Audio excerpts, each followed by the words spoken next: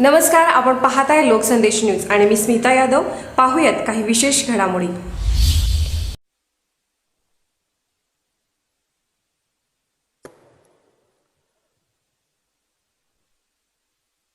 भारतामध्ये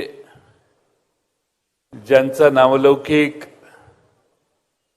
या देशाच्या सुधारणेमध्ये एक नंबरचा घेतला जातो ते भारताचे सर्वात लाडके मंत्री माननीय नितीनजी गडकरी साहेब. आपले या कार्यक्रमाला उपस्थित असणारे माजी मंत्री, भारतीय जनता पक्षाचे महाराष्ट्राचे अध्यक्ष माननीय चंद्रकांत दादा, आपले पूर्वी पालकमंत्री राहिलेले सोलापूरचे माननीय ज्येष्ठ सहकारी सुभाष देशमुख साहेब, या विधानसभा मतदारसंघ या लोकसभा मतदारसंघाचे लोकप्रिय खासदार माननीय संजय काका पाटील, आमदार सुधीर भाऊ गाडगे, सुरेश खाडे, अरुण अण्णा लाड, या निमित्ताने या ठिकाणी उपस्थित असणारे आमदार अनिल बाबरसाहेब, सांगली मिरज कुपवाड महापालिकेचे महापौर दिग्विजय सूर्यवंशीजी, माजी आमदार माननीय विलासरावजी जगताप साहेब, पृथ्वीराज देशमुख, या कार्यक्रमाला या ठिकाणी उपस्थित असणारे नॅशनल हायवेचे मुख्य अभियंता संतोष सेलार, अधीक्षक अभियंता संभाजी धोत्रे, जिल्हाधिकारी, पोलीस अधीक्षक, या शहराचे आयुक्त, उपस्थित असणारे सर्वच सन्माननीय शहराचे नगरसेवक आणि मोठ्या प्रमाणात उपस्थित असणारे आपण सर्व मान्यवर आणि बंधू भगिनींनो, आज आपल्या जिल्ह्यातील दोन महत्वाच्या लिंक्सचं उद्घाटन आज या ठिकाणी आपल्या सर्वांच्या साक्षीने आदरणीय गडकरी साहेबांच्या हस्ते होतंय.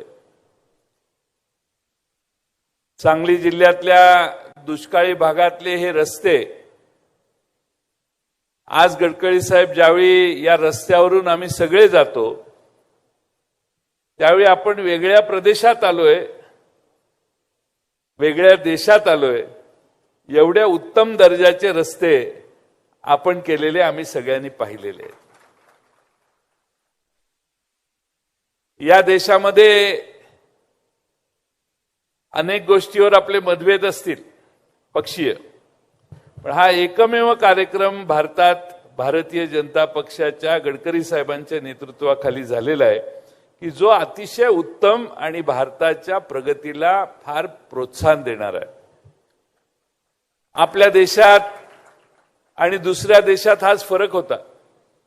आपल्या देशातले रस्ते आपण फार महत्व देत नव्हतो, पण अमेरिकेची प्रगती कशामुळे झाली, युरोप खंडाची प्रगती कशामुळे झाली, तर त्याचं सगळ्यात मूळ कारण तिथले रस्ते आणि रेल्वे आहे. आणि रस्ते या विषयात महाराष्ट्रात मंत्री असताना गडकरी साहेब यांनी अतिशय प्रभावीपणानं काम केलं. गडकरी साहेबांनी ज्या ज्या ठिकाणी हात घातला तिथं प्रकल्प पूर्ण झाले आणि वेगात पूर्ण झाले. मी अनेक वेळा माहिती घेत असताना आम्हा सगळ्यांना लक्षात येतं की आपल्या पूर्वेच्या 7 राज्यांमधल्या रस्त्याचं नेटवर्क हे आता अलीकडं आपण त्या ठिकाणी दर्शनासाठी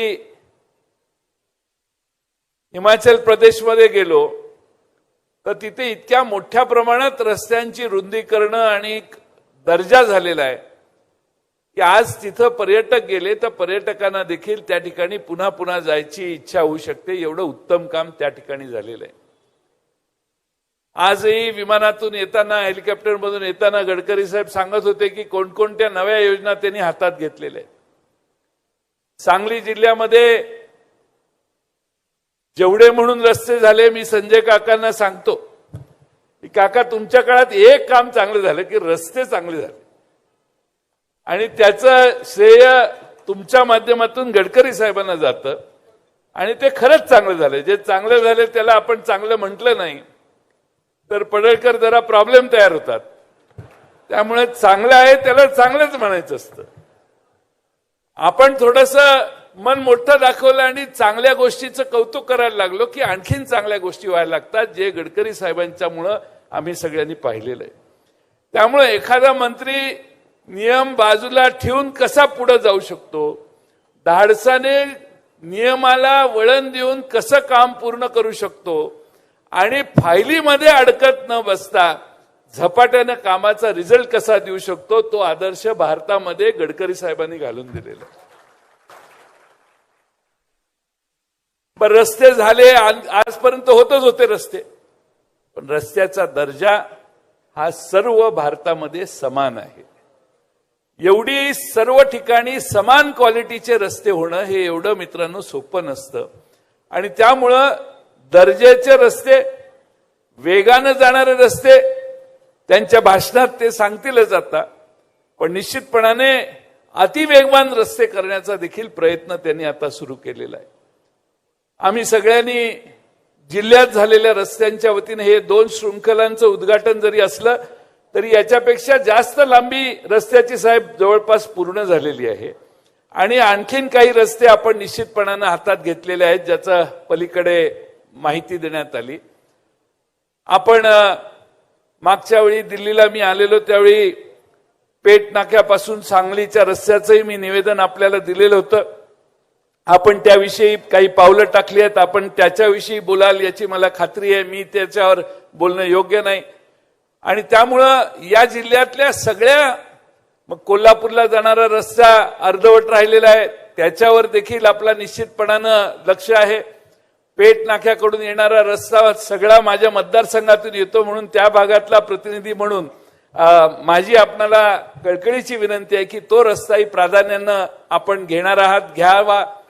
या शहरामध्ये सांगलीमध्ये कोल्हापूरला विमानतळ आहे, कराडला विमानतळ आहे, पण सांगली जिल्ह्यात आम्ही काही विमानतळ करू शकलो नाही आणि त्यामुळं आपण ड्रायपोर्टची जी संकल्पना आहे त्या ड्रायपोर्टच्या संकल्पनेला आपण आताच मला सांगितलं की ड्रायपोर्टच्या संकल्पनेत रस घ्या.